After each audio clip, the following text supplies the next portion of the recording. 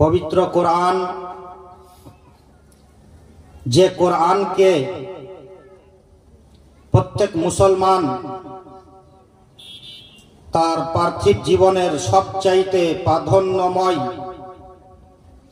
গ্রন্থ হিসেবে অ্যাকসেপ্ট করে। কোরআনের পর রাসূল পাক সাল্লাল্লাহু আলাইহি ওয়াসাল্লামের নিজ কথা, কর্ম, তিনার সম্মুখে সাহাবায়ে কেরামদের সেই কর্ম, যে কর্মে রাসূল পাক নীরব থেকেছেন, সেটাকে আমরা ইসলামিক পরিভাষায় হাদিস বলে জানি। এক কোরআন আর এক হাদিস। আমলের দিক দিয়ে সর্বক্রমে আগে কোরআনের প্রতি আমল করতে হয়, তারপর যদি বিকল্প থাকে তো হাদিসের উপরে আমল করতে হয়। বলে কোরআন সূরা আরাফ, যেটি কোরআন শরীফের 9 নম্বর পারাতে সূরা আরাফ এসেছে। সূরা আরাফের 204 নম্বর আয়াতে আল্লাহ পাক রব্বুল ইজ্জতের ঘোষণা, ওয়া ইযা কুরিআল কুরআনু ফাসতামিউ লাহু ওয়া আনসিতু লাআল্লাকুম তুরহামুন। যখন এই কোরআন পড়া হবে, ওয়া ইযা কুরিআল কুরআনু, যখনই এই কোরআন শরীফ পড়া যাবে, যে জায়গাতে হোক, চাহে মিলাদের মাহফিলে হোক, জালসার স্টেজে হোক, আপনার কোরআন খানিতে হোক, কেরাতের উদ্দেশ্য হোক, নামাজে হোক, নামাজের বাইরে হোক, আল্লাহ পাক রব্বুল ইজ্জত কমন ভাবে ওয়া ইযা কুরিআল কোরআন, কোরআন যখন পড়া হবে, এই শব্দটি বললেন। অর্থাৎ যে যে জায়গাতে কোরআন পড়া বৈধ, যেখানে কোরআন পড়া যায়, সেই জায়গাতে, সেই জায়গাকে সম্বোধন করে আল্লাহ পাক রব্বুল ইজ্জত বলছেন, ওয়া ইযা কুরিআল কুরআনু ফাসতামিউ। যখন কোরআন পড়া হবে, সর্বপ্রথম তোমরা চুপ থাকো, লাহু আনসিতু, এবং সেটাকে কর্ণপাত দিয়ে শ্রবণ করো। দুটি ব্যাখ্যা আমরা পেলাম, এক চুপ থাকা, দ্বিতীয় ধ্যান দিয়ে শোনা। তখনই ধ্যান দিয়ে শোনা যাবে কোনো বিষয়কে, যখন সেই বিষয়টাকে সেই ব্যক্তি সাইলেন্ট ভাবে, নীরব ভাবে অবজার্ভ করবে, শুনবে, সেটাকে বলা হয় শোনা। লাআল্লাকুম তুরহামুন। তবে কি হবে, যখন কোরআন পড়া হবে, চুপ থাকবে, ধ্যান দিয়ে শুনবে, তবে তোমার প্রতি আল্লাহ পাকের রহমত, আল্লাহ পাকের করুণা তোমার প্রতি বর্ষিত হবে। বলে এ থেকে মাসআলা বের হয়, বলে কোরআন যখন পড়া হয়, যদি কোরআন খানিতে পড়া হয়, তাহলে একজন যদি জোরে পড়ে, বাকি জন চুপচাপ সেটাকে শুনবে। এবার একসঙ্গে 10 জন মিলে একত্রিত ভাবে যদি কোরআন পড়তে চাই, তাহলে সবাইকে, সকলকেই এমন ভাবে পড়তে হবে যাতে একের আওয়াজ আরেক কানে না যায়। যদি এর আওয়াজ অন্যর কানে চলে যায়, দুজনেই যদি কোরআন পাঠ করে, তাহলে যে কোনো একজনকে কোরআনকে বন্ধ করতে হবে, কোরআন পড়া থেকে বিরত থাকতে হবে, নচেত গুনাহগার হবে। কারণ অ্যাকর্ডিং টু কোরআন, যখন কোরআনের আওয়াজ কারো কানে যাবে, তখন সেই ব্যক্তিকে চুপ থাকতে হবে। এটা হচ্ছে আপনার কোরআনের নিয়ম। কোরআন অনুযায়ী যদি আপনি আমল করতে যান, তাহলে নামাজেও এর হুকুমটা আসছে।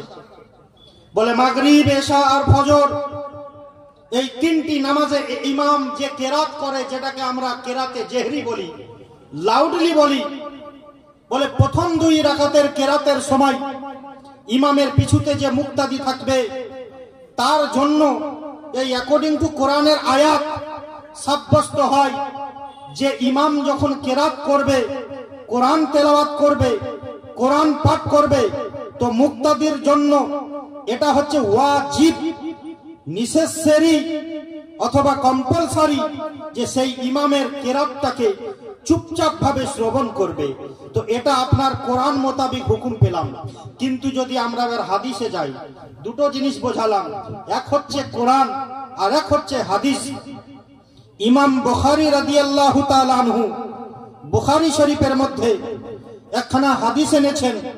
ওই হাদিসের মধ্যে তিনি রাসূল পাক সাল্লাল্লাহু আলাইহি ওয়াসাল্লাম থেকে একটি হাদিস বর্ণনা করছেন।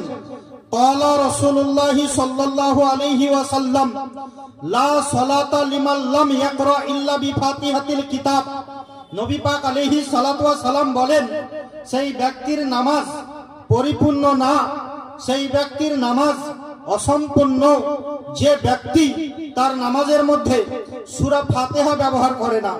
যে ব্যক্তি সূরা ফাতিহা পাঠ করে না, সেই ব্যক্তির নামাজ নামাজ নয়, বরং অসম্পূর্ণ নামাজ, ত্রুটিময় নামাজ। অতএব এই হাদিস থেকে যদি আপনি আমল করতে চান, তাহলে আপনি কি করবেন? হয় প্রত্যেক নামাজে আপনি সূরা পাঠ করবেন, চাহে সে নফল হোক, সুন্নাত হোক, বেতেরের ওয়াজিব হোক, অথবা 5 ওয়াক্ত ফরজ হোক। এবার কোন ব্যক্তি যদি বুখারীর প্রতি আমল করে, ডাইরেক্ট এই হাদিসের প্রতি আমল করে 5 ওয়াক্ত নামাজের যদি সূরা ফাতিহা নিজে থেকে ব্যবহার করে, তাতে সে একাই পড়ুক অথবা ইমামের পিছুতে পড়ুক, সেই ব্যক্তির নামাজ হবে কি হবে না?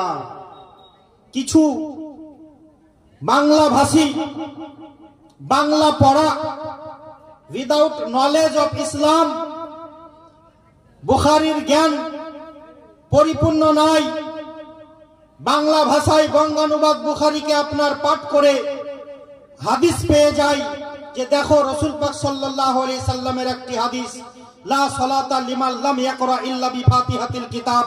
সেই ব্যক্তির নামাজ পরিপূর্ণ নয় যে ব্যক্তি তার নামাজের মধ্যে সূরা ফাতিহাকে ব্যবহার করে না, সূরা ফাতিহা পাঠ করে না, সেই ব্যক্তির নামাজ নামাজ নয়, বরং সেই নামাজের মধ্যে ত্রুটি হয়ে যায়। এই ভেবে যদি প্রত্যেক নামাজে সেই ব্যক্তি সূরা ফাতিহা ব্যবহার করতে লাগে, একাই করলে ঠিক আছে, সুন্নাতে করলে ঠিক আছে, নফলে করলে ঠিক আছে, কিন্তু ইমামের পেছুতেও যদি সূরা ফাতিহা পাঠ করতে লাগে, কি হবে জানেন? ইমাম বুখারী বলেছেন, আল বুখারীউ ইয়াহদিউ আল আহাদিসু মুদিল্লাতুন ইল্লাল মুহাদ্দিস। এই বুখারীর হাদিসকে মুহাদ্দিস, রিসার্চার যিনারা স্টাডি করে, তিনারা ব্যতীত যদি অন্য ব্যক্তি ডাইরেক্ট হাদিস নিয়ে একে ব্যবহার করতে যায়, তাহলে সে ব্যবহার তো করতে পারবে, কিন্তু সেই ব্যক্তি পথভ্রষ্ট হয়ে যাবে। কেমন করে? ওখানে কোরআনে পেলাম, ওয়াইজা কুরিয়াল কোরআনু ফাসতামিউ লাহু ওয়া আনসিতু লাআল্লাকুম তারহামুন। যখন কোরআন পাঠ করা হবে তখন প্রথমত চুপ থাকো, দ্বিতীয়ত তুমি সেটাকে ধ্যান দিয়ে শুনো। ইমাম যখন কেরাত করে, ওটাও হচ্ছে কোরআন, কোরআনের আয়াত। তাহলে কোরআনের প্রতি যদি আমল করতে যাই, তো ইমামের পিছুতে যে মুক্তাদি থাকবে তার জন্য অপরিহার্য কি হলো? ওই ইমামের কেরাতটাকে চুপচাপ শোনা এবং ধ্যান দিয়ে শোনা, কিছু না পাঠ করা, এটাই হচ্ছে কোরআন সম্মত। কিন্তু এখানে হাদিসে আপনার একটা কি চলে আসছে? কম্পারিজন আসছে। হাদিসে বলছে সেই ব্যক্তির নামাজ পরিপূর্ণ নয় যে ব্যক্তি তার নামাজে সূরা ফাতিহা পাঠ করে না। তো এর সবচাইতে আসান সমাধান ইমাম তিরমিজি, সিয়াহে সিত্তার একজন ইমাম, সঠিক সবচাইতে সহি হাদিস যে 6টি গ্রন্থ এসেছে তার মধ্য থেকে একটি কিতাব তিরমিজি শরীফের ইমাম হযরত আবু ঈসা তিরমিজি রাদিয়াল্লাহু তাআলা আনহু তিনি বলছেন যে এর সমাধান আছে। শুনো, যে সূরা ফাতিহা ছাড়া নামাজ হয় না, এটা সঠিক কথা, কিন্তু মুক্তাদি যখন ইমামের পিছুতে দাঁড়িয়ে যায়, ইমামের ইক্তাদাতে দাঁড়িয়ে যায়, যখন বলে যায় ইক্তাদাইতু বিহাযাল ইমাম, তখন ওই মুক্তাদি ইমামের পিছুতে চলে আসে, ইমামের অনুসরণ করে। আর রাসূল পাক সাল্লাল্লাহু আলাইহি ওয়াসাল্লাম বলেছেন, কেরাতুল ইমাম কেরাতুল লাহুল মুক্তাদি। শুনো, ইমামের কেরাত মুক্তাদির কেরাত। বোঝা গেল ইমাম কেরাত পাঠ করবে, মুক্তাদি চুপ থাকবে, নেকি ইমামও পাবে, মুক্তাদিও পাবে। এবং রাসূল পাক সাল্লাল্লাহু আলাইহি ওয়াসাল্লামের আরেকখানা হাদিস ইমামে তিরমিজি রাদিয়াল্লাহু তাআলা আনহু ঘোষণা দিলেন, ক্বালা রাসূলুল্লাহ সাল্লাল্লাহু আলাইহি ওয়াসাল্লাম ক্বাদ ইন্নামা জুইলাল ইমাম ফাইজা কাব্বারা কাব্বিরু ওয়া ইজা রাকাআ ফারকাউ ওয়া ইজা সাজাদা ফাসজুদু ওয়া ইজা কারাআ ফাআনসিতু। শুনো, ইমাম এই জন্য বানানো হয়, ইমাম যখন আল্লাহু আকবার বলবে, মুক্তাদি তুমি আল্লাহু আকবার বলো। ইমাম যখন রুকুতে যাবে, মুক্তাদি তুমি রুকুতে যাও। ইমাম যখন সাজদায় যাবে, মুক্তাদি তুমি সাজদায় যাও। ইমামের নামাজ তোমার নামাজ। ইমামের যদি কোনো ভুল হয়ে যায়, ইমাম যদি সাহো সেজদা করে, তো মুক্তাদি তুমিও সাহো সেজদা করো। ইমামের পূর্বে কোনো কাজ করতে যেও না, আগে ইমাম করবে, তারপর তুমি করো। ইমামের পূর্বে যদি তুমি রুকুতে যাও, ইমামের পূর্বে যদি সাজদায় যাও, রাসূল পাক সাল্লাল্লাহু আলাইহি সাল্লাম বলছেন, মান রাকাআ কাবলাল ইমাম, যে ব্যক্তি ইমামের পূর্বে রুকু করে, মান সাজাদা কাবলাল ইমাম, যে ব্যক্তি ইমামের পূর্বে সাজদা করে, রাসূল পাক সাল্লাল্লাহু আলাইহি সাল্লাম বলছেন, ফি ইয়াউমাল কিয়ামাতে ফি সূরাতিল হিমার, সেই ব্যক্তিকে কিয়ামতের মাঠে উঠানো হবে। সমস্ত ব্যক্তি তাকে দেখবে, তার চেহারাখানা রূপান্তরিত করা হবে গাধার চেহারার সঙ্গে। মানুষ বুঝতে পারবে এই ব্যক্তি এমন ব্যক্তি ছিল যে ব্যক্তি দুনিয়াতে ইমামের পূর্বে রুকু করত, ইমামের পূর্বে সাজদা করত। অতএব ইমামের পূর্বে রুকু এবং সাজদা করা চলে না। রাসূল পাক বললেন, ফাইজা কাব্বারা কাব্বিরু, ইমাম যখন আল্লাহু আকবার বলবে, তো তোমরাও আল্লাহু আকবার বলো। ফাইজা রাকাআ ফারকাউ, ইমাম যখন রুকুতে যাবে, তোমরাও রুকুতে যাও। ফাইজা সাজাদা ফাসজুদু, ইমাম যখন সাজদায় যাবে, তোমরাও সাজদায় যাও। ফাইজা কারাআ, আর ইমাম যখন কেরাত পাঠ করবে, ফাআনসিতু, তখন তোমরা চুপ থাকো। বোঝা গেল ইমামের কেরাত হচ্ছে মুক্তাদির কেরাত।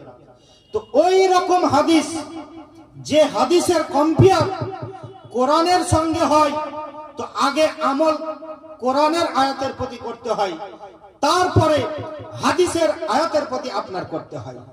আজকে হাদিস নিয়ে বড় বড় নামধারী আলিমদের মিথ্যাচার, হাদিসকে মিস ইউজ, ভুল ব্যবহার করে আপনার পুরো মানেকে পাল্টে দিয়ে, যে হাদিস যে যোগ্যের তাকে সেই জায়গায় না রেখে বর্তমান যুগের কিছু ভণ্ড আলিম আপনার এই হাদিসগুলোকে ভুল ব্যবহার করছে। বলে আমরা আহলে সুন্নাত ওয়াল জামাতের হানাফি মাযহাবের অনুসরণকারীগণ, আমরা যে পদ্ধতিতে নামাজ পড়ি, কান পর্যন্ত হাত উঠাই, নাভির নিচে হাত বাঁধি, আপনার সালামের পর সম্মানিত মুলাজাত করি, এইগুলো আমিন আহিস্তা বলি, এইগুলো যে হাদিসের গ্রন্থে লেখা আছে, হাদিসের যে প্রকার ভেদ, যে কোন হাদিস কোন প্রকারের, কোন হাদিস কোন পর্যায়ের, এটা হাদিসে হাসান না হাদিসে মাশহুর না হাদিসে মুতাওয়াতির, এইগুলো ভালো করে যাচাই করার পর সমস্ত সাহাবায়ে কেরামদের ঐক্যমত, মেজরিটি মত, যেটাকে ডিসিশন দিয়েছেন, তিনাদের জাজমেন্ট অনুযায়ী আমরা নামাজ পড়ি। বলে নাভির নিচে হাত বাঁধা, এটা কোন সাহাবী থেকে প্রমাণিত? বলে সাহাবীদের মধ্যে থেকে সবচাইতে বেশি যিনি ইলমে ফিকার জ্ঞান রাখতেন, ফিকা শাস্ত্রের নলেজ রাখতেন, হযরত আব্দুল্লাহ ইবনে মাসউদ রাদিয়াল্লাহু তাআলা আনহু, যিনাকে সাহিবুল লানাইন বলা হয়। নবীর জুতো মুবারককে নিজের ঘাড়ে করে নবীর প্রত্যেক সফরে, হাজারে, প্রত্যেক জায়গাতে কমবেশ 10 বছর যিনি নবীর সঙ্গে চলেছেন, সেই সাহাবীর উইটনেস, সেই সাহাবীর সাক্ষী সমস্ত সাহাবীদেরকে ডেকে বলে, আলা উসাল্লি বিকুম বিসলাতিন নবী সাল্লাল্লাহু আলাইহি সাল্লাম, আমি কি তোমাদেরকে নবীর নামাজের মতো নামাজ পড়ে দেখাবো না? সাহাবায়ে কেরামগণ বললেন, হ্যাঁ দেখাও। হযরত আব্দুল্লাহ ইবনে মাসউদ রাদিয়াল্লাহু তাআলা আনহু জায় নামাজে দাঁড়িয়ে গেলেন। জায় নামাজে দাঁড়িয়ে যাওয়ার পর উনি যেমন ভাবে নামাজ পড়েছিলেন, সাহেবে মুস্তাদরাক আল হাকিম রাদিয়াল্লাহু তাআলা আনহু তিনি বর্ণনা করছেন, তিনি বলছেন ডাইরেক্ট রাসূল পাক সাল্লাল্লাহু আলাইহি সাল্লামকে ইঙ্গিত করে, কানা রাসূলুল্লাহ সাল্লাল্লাহু আলাইহি ওয়াসাল্লাম ইজা ইফতিতাহিস সালাত ইয়ারফাউ ইয়াদাইহি ইলাল উজনাইহি। রাসূল পাক সাল্লাল্লাহু আলাইহি সাল্লাম বেশিরভাগ মেজরিটি নামাজে যখনই দাঁড়াতেন তো নিজের হাত দুখানা উত্তোলন করতেন। কতদূর উত্তোলন করতেন? বলে উজনাইহি, কান পর্যন্ত উত্তোলন করতেন। হাত্তা বাদুহু, তারপর কি করতেন? বিয়াদিল ইয়ামনা, নিজের ডান হাতকে আলা ফাওকা ইয়াদিল ইসরা, বাম হাতের উপরে রাখতেন। কোথায় রাখতেন? নাভির উপরে রাখতেন, না ঘাড়ে রাখতেন, না বুকে রাখতেন, না গলায় রাখতেন? বলে আলা তাহতা সিররাতি। রাসূল পাক সাল্লাল্লাহু আলাইহি সাল্লাম নিজের ডান হাতের কবজি বাম হাতের কবজির উপরে রেখে নাভির নিচে হাত বাঁধতেন। এটা হচ্ছে আপনার সাহাবায়ে কিরামদের আমল, তাবাইনে এজামদের আমল, ইমামে আজম আবু হানিফার আমল। ইমাম আজম আবু হানিফার যত বিখ্যাত সাথীগণ ছিলেন, ছাত্রগণ ছিলেন, তিনাদের আমল। কিন্তু বর্তমান যুগে একটা হাদিস, যে হাদিসখানা মূলত মহিলাদের জন্য প্রযোজ্য, যে বুকে নয় নাভির ওপরে হাত বাঁধতে হবে, এই হাদিসখানাকে বর্তমান যুগের কিছু ভুল আলিম যারা হাদিসটিকে বুঝতে পারেনি, যে হাদিসের বর্ণনাকারী এত কমজোর, এত যায়ীফ, এত উইক, যে হাদিসের বর্ণনাকারী এত কমজোর, সেই হাদিসকে আপনার মশহুর বা মুতাওয়াতির বা হাসানের সঙ্গে যদি আপনি কম্পেয়ার করেন, আল্লাহর কসম করে বলি কখনো টিকতে পারবে না। হযরত ইমামে আজম রাদিয়াল্লাহু তাআলা আনহুর সঙ্গে সেই যুগের বিখ্যাত মুহাদ্দিস ইমামে আওজাই রাদিয়াল্লাহু তাআলা আনহু, তিনার সঙ্গে মক্কায় হজ করতে গিয়ে দেখা। ইমাম আওজাই বলে, এই ইমামে আজম, আপনাকে দেখি নাভির নিচে হাত বাঁধেন, আপনাকে দেখি আমিন আহিস্তা বলেন, আপনাকে দেখি আপনি কান পর্যন্ত হাত উত্তোলন করেন, এটা কেন করেন? তো ইমামে আজম বলেন যে আমার কাছে দলিল আছে, আই হ্যাভ এভিডেন্স, আমার কাছে দলিল আছে, সেই জন্য আমি এটা করি। তো ইমাম আওজাই বলছেন আমার কাছেও তো দলিল আছে, নাভির ওপরে হাত বাঁধা, ঘাড় পর্যন্ত হাত তোলা, আপনার আমিন জোরে বলা, সূরা ফাতিহা পাঠ করা ইমামের পিছুতে, আমার কাছেও দলিল আছে। ইমামে আজম রাদিয়াল্লাহু তাআলা আনহু তিনি বললেন ঠিক আছে, আপনার দলিল আপনি শোনান, আমার দলিল আমি শোনান, দুটোর মধ্যে কম্পেয়ার করে যে দলিলখানা বেশি স্ট্রং হবে, যে সাহাবী সবচাইতে বেশি শিক্ষিত হবে, যে সাহাবীর ছাত্র সবচাইতে বেশি কাবিলে এতেমাদ, সমস্ত ব্যক্তির কাছে গ্রহণযোগ্য হবে, তার দলিলটাকে এখানে প্রাধান্য দেওয়া হবে। ইমামে আওজাই রাদিয়াল্লাহু তাআলা আনহু তিনি হাদিস বর্ণনা করতে লাগলেন, বলছেন হাদাসনা আবি আলকামা রাদিয়াল্লাহু তাআলা আনহু, আমাকে আমার শিক্ষক হযরত আলকামা রাদিয়াল্লাহু তাআলা আনহু তিনি শিক্ষা দিয়েছেন। আর তিনাকে হাদাসাহু ইবনে উমর রাদিয়াল্লাহু তাআলা আনহু, তিনাকে তিনার শিক্ষক হযরত ইবনে উমর রাদিয়াল্লাহু তাআলা আনহু শিক্ষা দিয়েছেন। আর ইবনে উমর তিনি বর্ণনা করছেন রাসূল পাক সাল্লাল্লাহু আলাইহি সাল্লাম থেকে, বলছেন কানা রাসূলুল্লাহ সাল্লাল্লাহু আলাইহি ওয়াসাল্লাম ইজা ইফতিতাহিস সালাত ইয়ারফাউ ইয়াদাইহি ইলাল উনকাবাইহি। হযরত উমর ফারুকের ছেলে হযরত আব্দুল্লাহ ইবনে উমর রাসূল পাক সাল্লাল্লাহু আলাইহি সাল্লামকে দেখেছেন যে রাসূল পাক একদিন নামাজে দাঁড়ালেন তো নিজের হাত দুখানা ঘাড় পর্যন্ত উত্তোলন করলেন। এই হাত দলিলখানা হযরত ইমামে আওজাই রাদিয়াল্লাহু তাআলা আনহু ইমামে আজমকে দিলেন। ইমামে আজম বললেন যে এর চাইতেও স্ট্রং দলিল আমার কাছে আছে। দেখুন আমার উস্তাদ হযরত হাম্মাদ রাদিয়াল্লাহু তাআলা আনহু তিনি কত বড় ফাকি ছিলেন আপনি জানেন, কারণ এই যুগের সর্বসেরা ফাকি, সর্বসেরা শিক্ষিত ব্যক্তি হযরত হাম্মাদ রাদিয়াল্লাহু তাআলা আনহু। তিনার উস্তাদ হযরত ইব্রাহিম নাখাই রাদিয়াল্লাহু তাআলা আনহু কত বড় ফাকি ছিলেন আপনি নিশ্চয় জানেন। বলে হ্যাঁ জানি। তিনার উস্তাদ হযরত আরকাম রাদিয়াল্লাহু তাআলা আনহু কত বড় ফাকি ছিলেন আপনি নিশ্চয় জানেন। বলে হ্যাঁ জানি। তিনার উস্তাদ হযরত আব্দুল্লাহ ইবনে মাসউদ রাদিয়াল্লাহু তাআলা আনহু সমস্ত সাহাবীদের মধ্যে সবচেয়ে বেশি শিক্ষিত ব্যক্তি ছিলেন। তিনি বর্ণনা করেছেন যে রাসূল পাক সাল্লাল্লাহু আলাইহি সাল্লাম ইজা ইয়ারফাউ ইয়াদাইহি ওয়া ইলাল উজনাইহি, যখন বেশিরভাগই নামাজে দাঁড়াতেন তো নিজের হাত দুখানা ঘাড় পর্যন্ত নয় বরং কান পর্যন্ত উত্তোলন করতেন।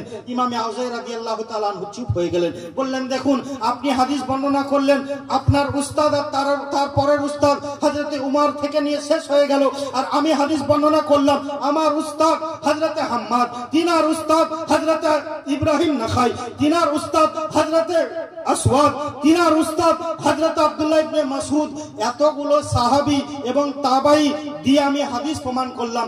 বলুন কার দলিল খানা বেশি স্ট্রং? হযরত ইমাম আওজাই চুপ হয়ে গেলেন। যখন দুজন ব্যক্তির মধ্যে কথোপকথন হতে হতে একজন ব্যক্তি লজ্জিত হয়ে চুপ হয়ে যায়, বোঝা যায় তার অপোজিটে যে ব্যক্তি কথা বলছে তার কথার মধ্যে দম আছে। তো ইমামে আজম রাদিয়াল্লাহু তাআলা আনহু মক্কাতে গিয়ে প্রমাণ করে দিলেন যে আমরা যে কান পর্যন্ত হাত উত্তোলন করি এই হাদিসের সারমর্ম স্ট্রং এবং এই দলিল বেশি অ্যাকসেপ্টেবল, গ্রহণযোগ্য। রাসূল পাক সাল্লাল্লাহু আলাইহি সাল্লামের আরেকখানা হাদিস এসেছে বুখারী শরীফের মধ্যে। ইমাম বুখারী বলছেন, ইজা ক্বালাল ইমামু গায়রিল মাগদুবি আলাইহিম ওয়ালাদ-দাল্লিন ফাকুলু আমিন।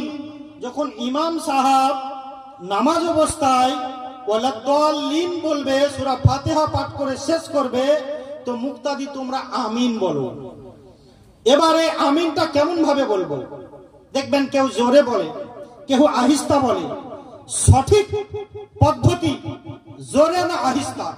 ইমাম বুখারী তারপরে বলছেন যে ব্যক্তির আমিন ফারিস্তার আমিনের মতো হবে, গুফিরাত লাহু মা তাকাদ্দামাত মিন যামবিহি, এটা বুখারী শরীফে এসেছে, সেই ব্যক্তির জীবনের সমস্ত গুনাহকে আল্লাহ পাক maaf করে দিবেন। আচ্ছা, ফারিস্তার আমিন কেমন হয়? ফারিস্তার আমিন তো পৃথিবীর কোনো মানুষ শুনেনি, কোনো হাদিসে আসেনি যে ফারিস্তার আমিন কেমন হয়। তবে কোনো কায়দা দ্বারা, কৌশল দ্বারা যদি বুঝা যেত যে ফারিস্তা আসলে লাউডলি জোরে আমিন বলে না আহিস্তা আমিন বলে, তাহলে তার প্রতি আমল করা যেত। তো রাসূল পাক সাল্লাল্লাহু আলাইহি ওয়াসাল্লাম বলছেন, যখন কোনো জায়গায় জামাত হয়, যে জায়গাতে জামাত হয়, জামাতে যদি কোনো ব্যক্তি নামাজ পড়ে তো সিঙ্গেল নামাজের চাইতে 27 গুণ বেশি নাকি, বলুন সুবহানাল্লাহ। সুবহানাল্লাহ। সালাতুল জামাত তাফজিলু আলা সালাতুল ফারদে 97 দারাজাত। সিঙ্গেল নামাজের চাইতে জামাতে নামাজ আদায় করলে 27 গুণ বেশি নেকি পাওয়া যায়। তো যে জায়গাতে জামাত হয় সেখানে প্রত্যেক ব্যক্তির জন্য আল্লাহ পাক একটি করে ফেরেশতা প্রেরণ করেন। ওই ব্যক্তি, যে ব্যক্তি তার নামাজের মধ্যে আউযু বিল্লাহি মিনাশ শাইতানির রাজিম পাঠ করে, বলে ওই ফেরেশতার কাজ ওই ব্যক্তি আর শয়তানের মাঝে 70,000 পর্দা আপনার বিদ্যমান করা, 70,000 পর্দা বিদ্যমান করা হয়। ওই শয়তান পর্দাকে ফাটতে ফাটতে 70,000 পর্দা ফেলে যখন ওই ব্যক্তির কাছে পৌঁছায়, শয়তান এসে দেখে যে ওই ব্যক্তির নামাজ পরিপূর্ণ হয়ে গেছে, বলি সুবহানাল্লাহ। এই হাদিসের আসল তাৎপর্য হচ্ছে যে শয়তান তার ওয়াসওয়াসা ওই ব্যক্তির প্রতি দিতে পারে না যে ব্যক্তি তার নামাজের মধ্যে আউযু বিল্লাহি মিনাশ শাইতানির রাজিম পাঠ করে। দ্বিতীয়, ওই ফারিস্তাকে কি কেউ দেখেছে? বলে না, ফারিস্তা অদৃশ্য, হিডেন, তাদেরকে দেখা যায় না। বলে যে ব্যক্তি নামাজ পড়ে জামাতে, ওখানে ফারিস্তার একটি জামাত আছে। জামাত আসার পর ওই নামাজে ওই ব্যক্তি রুকুতে কি পড়লো, সাজদায় কি পড়লো, তাশাহুদে কি পড়লো, সালামের পর দুয়াতে কি পড়লো, সেগুলোকে ফারিস্তা নোট ডাউন করে লিখেন। লিখার পর আল্লাহ পাকের বারগাহে পৌঁছে দেন। বলে সেই ফারিস্তাকে দেখা যায়? বলে দেখা যায় না। বলে ইমাম যখন ওয়ালাদ-দাল্লিন আমিন বলে তখন মুক্তাদিরাও আমিন বলে এবং ফারিস্তাও আমিন বলে। বলে ফারিস্তার আমিন কি শোনা যায়? বলে বাহ্যিক কানে সেটা তো শোনা যায় না।